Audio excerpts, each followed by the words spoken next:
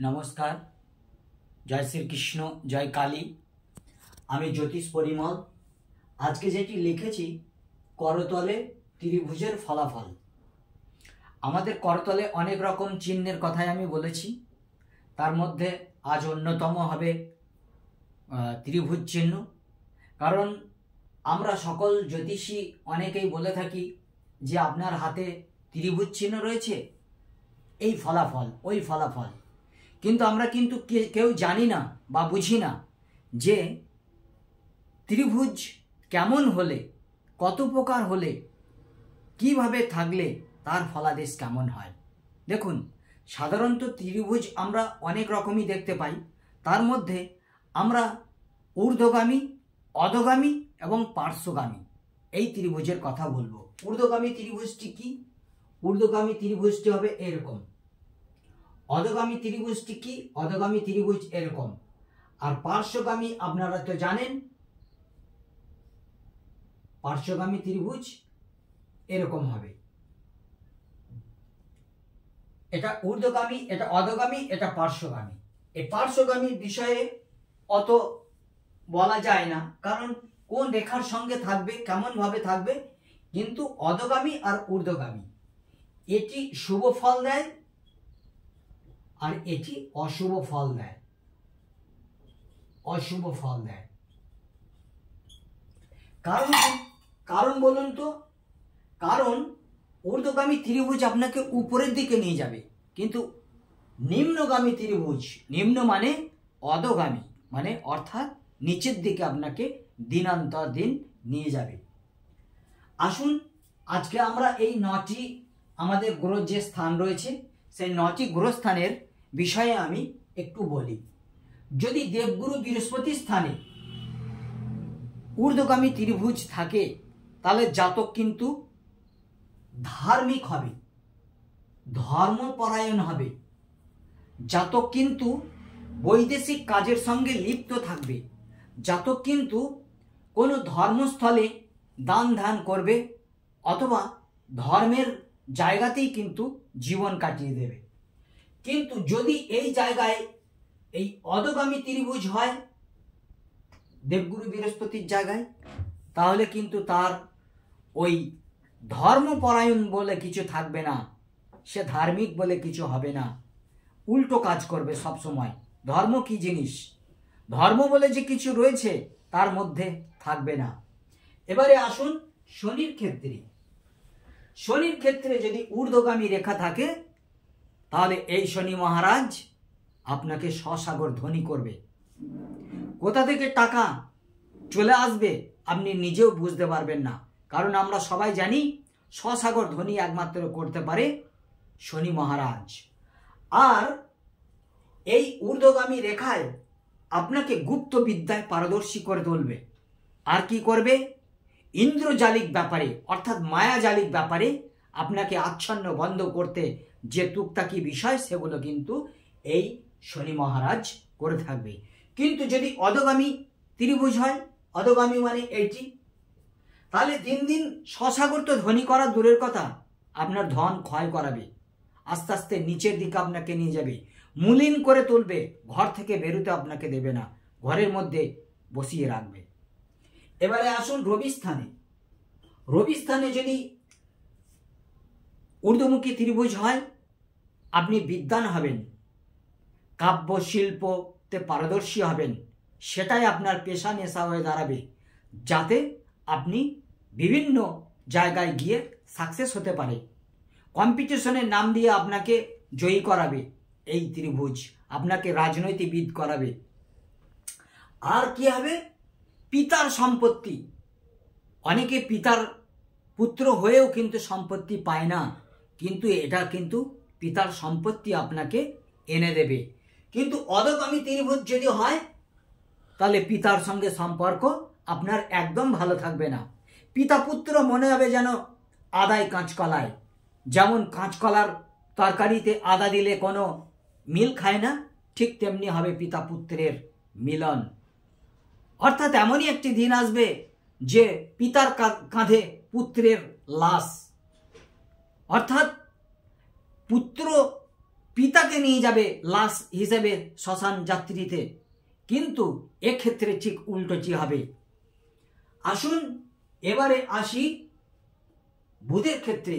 বুধের ক্ষেত্রে যদি ত্রিভুজ চিহ্ন থাকে, আপনি হবেন বুদ্ধি বিদ্যায় পারদর্শী, অর্থাৎ দিন দিন যেন আপনাকে বৃদ্ধি ঘটাবে, বাণিজ্যে দিন দিন আপনাকে বৃদ্ধি ঘটাবে। আপনি হবেন মহান রাজনীতিবিদ, কূটনীতিবিদ। আপনার কাছে সমস্ত কিছু শেখার আছে, আপনার হৃদয় হবে কমল।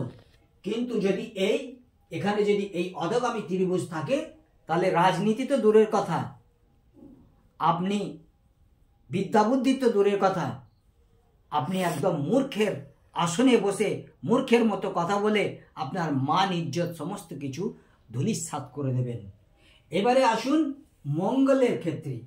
মঙ্গলের ক্ষেত্রে যদি ঊর্ধ্বগামী রেখা হয়, তাহলে আপনি অস্ত্রবিদ্যায় পারদর্শী হবেন, রণবিদ্যায় অর্থাৎ যুদ্ধক্ষেত্রে আপনি পারদর্শী হবেন।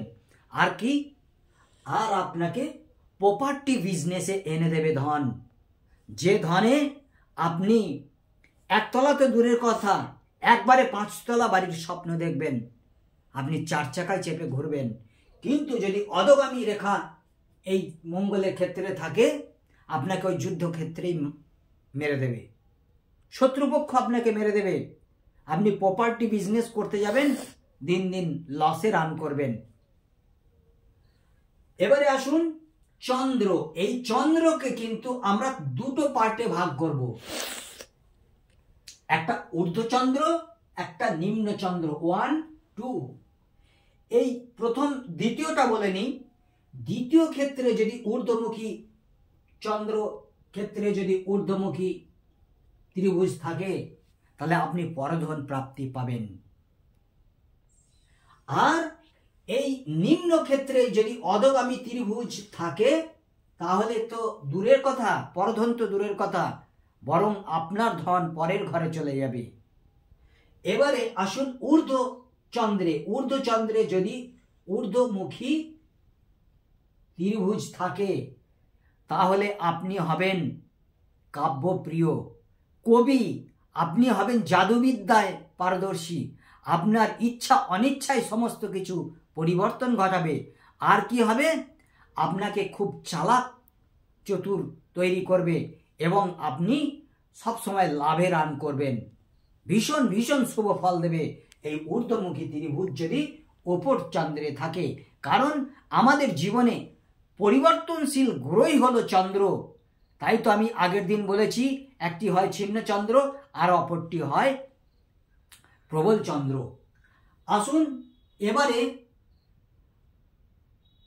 এই মধ্যবর্তী স্থানে যদি অধোগামী ত্রিভুজ দেখা যায়, তাহলে কিন্তু জলে সাবধান, জলে কিন্তু আপনার মৃত্যু বোঝাবে।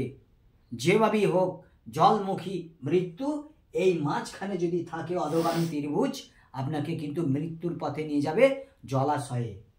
আসুন এবার শুক্র। শুক্রকেও এরকম দুটো ভাগে ভাগ করব, নিম্ন এবং উচ্চ। এই উচ্চ শুক্রের যদি ত্রিভুজ থাকে ঊর্ধ্বগামী, তাহলে আপনার মান সম্মান বৃদ্ধি ঘটাবে, আপনি উপপদ পাবেন, তার উপরে আবার পদ পাবেন, অর্থাৎ পদোন্নতি ঘটাবে আপনার। শুক্রের ক্ষেত্রে যদি নিম্ন স্থানে যদি ঊর্ধ্বমুখী ত্রিভুজ অথবা অধোমুখী ত্রিভুজ থাকে, তাহলে আপনার হবে প্রেমময় জীবন, প্রেমেরই সুখ আপনার সর্বসুখ, সে যেন আমার প্রাণ, এই কথাটি বলেই হয়তো আপনি চলতে থাকবেন। আর কি, যদি অধোগামী ত্রিভুজ হয়, তাহলে আপনার প্রেম হবে ছলচাতুরি প্রেম, যে প্রেম কেউ বুঝতে পারবে না, অথচ বদনামি ঘটাবে কাকে, অপর লিঙ্গকে, বিপরীত পক্ষকে। আসুন এবারে রাহুর ক্ষেত্রে। রাহুর ক্ষেত্রে ত্রিভুজ কিন্তু ঊর্ধ্বগামী হোক আর অধোগামী হোক, ত্রিভুজ কিন্তু শুভ ফল দেবে না। কারণ এ আপনার শত্রু বৃদ্ধি ঘটাবে, আপনার চোখের ডিস্টার্ব ঘটাবে, স্টমাক প্রবলেম ঘটাবে এবং আপনাকে সর্বশেষ সর্বশান্ত করিয়ে দেবে এই ঊর্ধ্বগামী বা অধোগামী ত্রিভুজ আপনাকে নাস্তিক করে তুলবে, আপনাকে ভাইয়ের সঙ্গে বিবাদ করাবে, আপনার ঘরে মামলা আনবে, সমস্ত কিন্তু এই আমাদের রাহুর ক্ষেত্রে ত্রিভুজ করবে, তাতে অধোগামী হোক আর ঊর্ধ্বগামী হোক। আজ এই পর্যন্তই রইল। ত্রিভুজ সম্বন্ধে আমি বললাম। সরি, আর একটি বিষয় বাকি আছে। কেতুর স্থানে যদি ঊর্ধ্বগামী ত্রিভুজ হয়, আপনাকে ঠিক ওই গুপ্তবিদ্যা, তারপর সসাগর ধনী শনির মতো করা, এবং আপনি লটারিতে, জুয়া, ফাটকা ইত্যাদিতে কিন্তু ইনকাম করে বড় হতে পারেন। আর যদি অধোগামী ত্রিভুজ হয়, তাহলে কিন্তু আপনার কিন্তু মন মানসিকতা হবে লোকের ক্ষতি পরায়ণ, অর্থাৎ আপনার দ্বারা লোক ক্ষতি সাধিত হবে। আপনি লোকের উপকার বলে কিছু করতে পারবেন না, বরং অপকার করে যাবেন। যাই হোক, আজ এই পর্যন্তই রইল। ত্রিভুজ সম্বন্ধে বললাম, আগামী দিনে অন্য কোনো চিহ্ন সম্বন্ধে বলবো। আমার ফেসবুকে আসুন, জ্যোতিষ জ্ঞান নামে একটি পেজ রয়েছে, সেই পেজে আমার প্রোগ্রাম দেখুন। আর ইউটিউবে আমার পরিমল মণ্ডল নামে একটি চ্যানেল রয়েছে, সেখানে আপনারা আসুন, চ্যানেলটিকে সাবস্ক্রাইব করে রাখুন, তাহলে নতুন নতুন ভিডিও আপনার কাছে সর্বপ্রথম পৌঁছাবে। আমার প্রোগ্রাম যদি ভালো লাগে, আমি রিকোয়েস্ট করব আপনার হৃদয় মন্দির থেকে আমাকে একটি লাইক অবশ্যই দেবেন। জয় গুরু, আমাকে আশীর্বাদ করবেন, ভালো থাকবেন।